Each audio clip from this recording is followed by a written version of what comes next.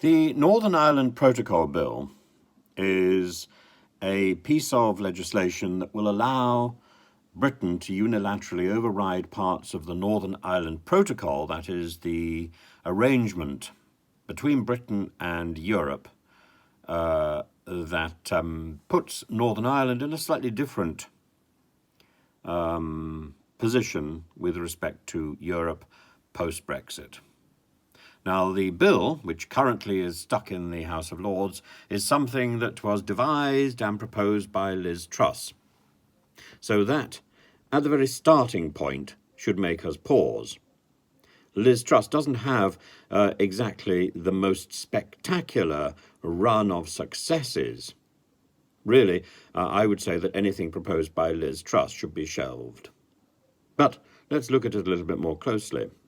Should we drop the Northern Ireland Protocol Bill? Should we drop it? Certainly the EU demands, if we're to believe the reports, the EU demands that this bill is dropped, is abolished, before it signs any agreement about the future of Northern Ireland and its relation and our relation with Europe post-Brexit.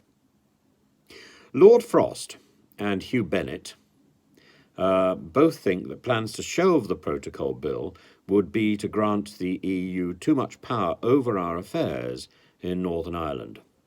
Of course, Lord Frost, who is he? He's the man who walked out on European negotiations. He's the man who resigned. He was the Brexit minister or something, the Brexit trade minister or something like that in the Johnson government. He resigned. He says that shelving this bill would be a major strategic mistake. Frost thinks even pausing the bill shows weakness. That's from the man who famously walked out. He failed to complete his job. But he says he's still pontificating. He still says that the bill gives us leverage and power over the European Union.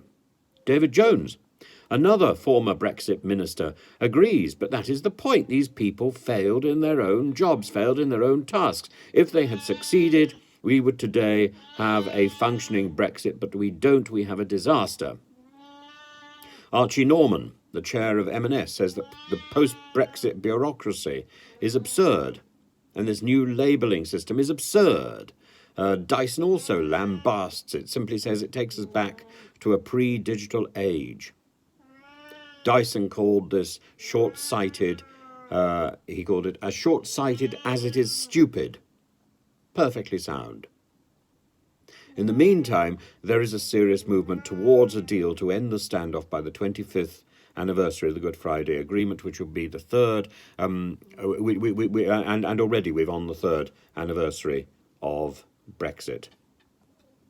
And in fact, because of that third anniversary of Brexit, Rishi Sunak, I think, today or tomorrow is going to be making a speech, and he's going to be saying, he's going to be hailing, undoubtedly, he's going to be hailing, I'm having a cat issue here, he's going to be hailing our progress with the fastest vaccine rollout and trade deals with 70 countries, taking back control of our borders, having confidence as a nation. It's all a bit rhetorical when the reality is that Brexit saw an increase in immigration numbers and the trade deals were mostly rubber stamped. What we'd already got agreed when we were trading with Europe. The Northern Ireland issue is a stubborn one, but something that could have been anticipated and should have been sorted out even before we got to Brexit. The Northern Ireland Protocol, I think, frankly, is all about closing the stable door after the horse has bolted.